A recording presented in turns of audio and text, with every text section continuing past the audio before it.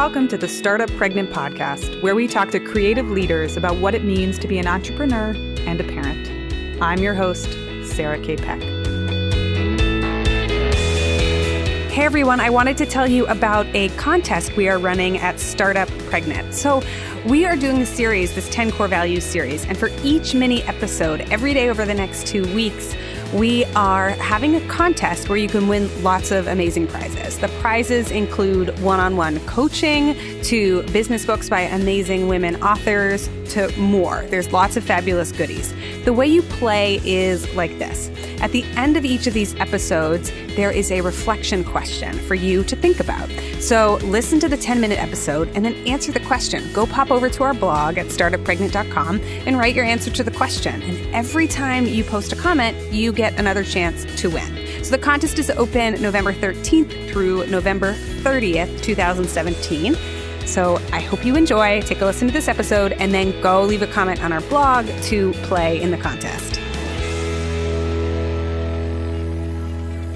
Today, we are on number 9 of our 10 core values of the Startup Pregnant philosophy. So if you've been following along, we are talking about the core values underlying our company and our beliefs and our media and everything we choose to do at Startup Pregnant.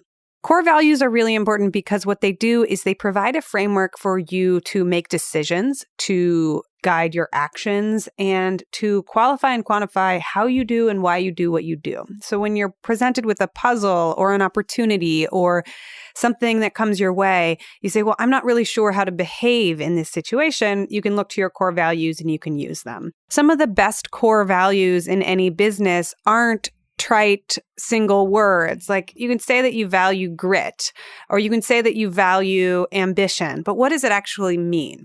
The best core values are ones that you internalize and you start to believe, and that your employees and you yourself actually start to use in your own language. We can talk more about examples of this in a later episode, but today I want to dive into number 9. The 9th core value of the Startup Pregnant philosophy is this. Most of us have a 6th gear that we don't know about. So when we talk about energy levels and we talk about effort and we talk about what it takes to really go after something big, we have the capacity to do more than we think that we're capable of.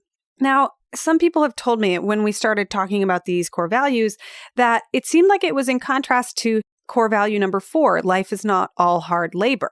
We're not always in hard labor at all times. So how do you reconcile these two philosophies? One, that life is not an all-out hustle sprint, but then we also have this 6th gear that we don't know about. The answer or the key here is that we aren't always operating at this 6th gear.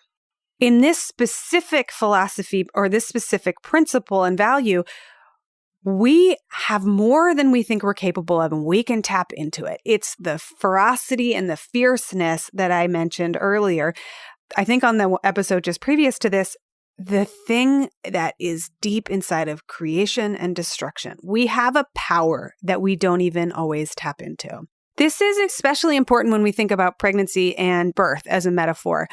A lot of us don't know what our bodies are capable of until we tap into it for the first time. It doesn't have to be through pregnancy literally, and it doesn't have to be through childbirth. But for a lot of people, that's the first experience they have where they say, holy shit, I didn't know I was capable of that. There are other moments in our lives when things like this happen, when we are presented with extreme circumstances, when we're an athlete on a field, when we have to make really challenging decisions, when we have to step up and act. There is a moment often for a lot of people when you finally do something and later on you realize, I didn't even know that I was capable of that. So in this philosophy, we believe in the power of human potential, both individually and collectively.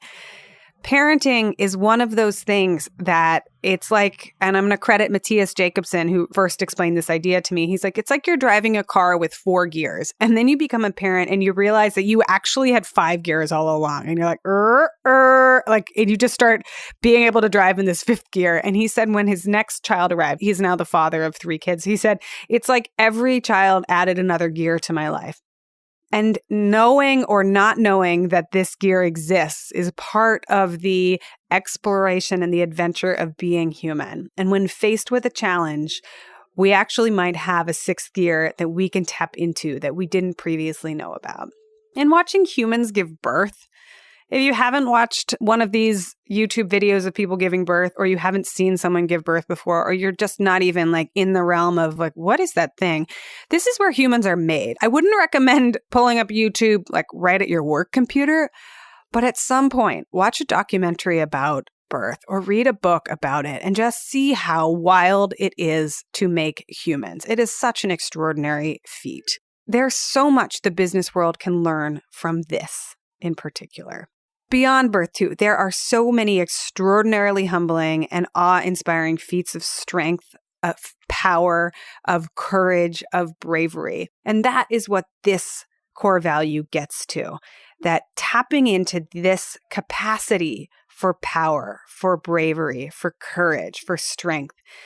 This is one of the beautiful things about being human. I'll break it down a little bit further and lean on Angela Duckworth's book, Grit, as some of an example of what I'm talking about. Because here, what we get into is this idea of resilience, of grit, and of capability. In her book, she talks about the difference between the belief in hard work and the belief in talent. And while most of us would say on the outset that we believe in the value of hard work, we actually prioritize talent.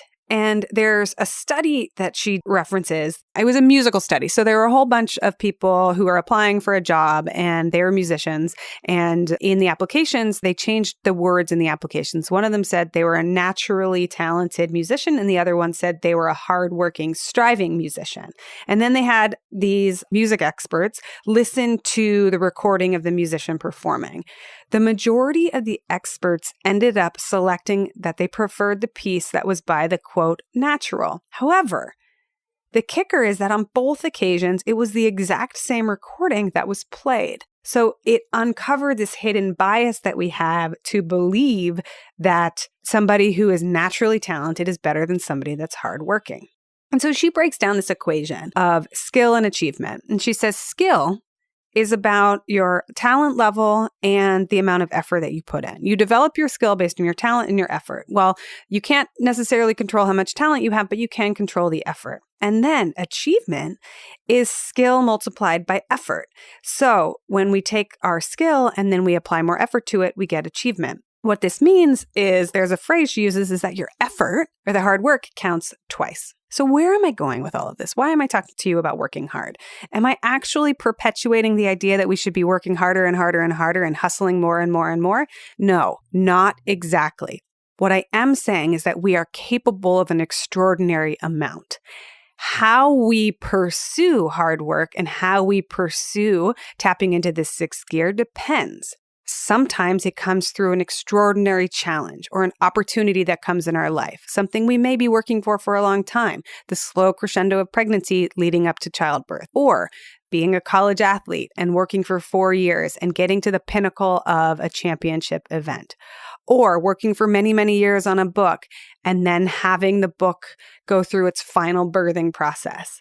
And in addition, there can be one critical moment, or there can be the slow and steady march of somebody who gets up and works a little bit every single day. It's not about turning the dial up to 11 and then pushing play and saying you're going to work at 11 out of 10 from 6 a.m. until 10 p.m. every single day, and then you're going to go and it's always going to be at that level. Instead, it's knowing that putting in the effort consistently, even a little bit over time, and rising to the challenge when the challenge arrives is what's most important. Sometimes we might even surprise ourselves with what we're capable of. So that is our 9th core value of the Startup Pregnant philosophy, that we have a 6th gear that most of us don't even know about. And you are capable of so much, listener. Each and every one of you are capable of extraordinary things. And often we don't even know how much we are capable of.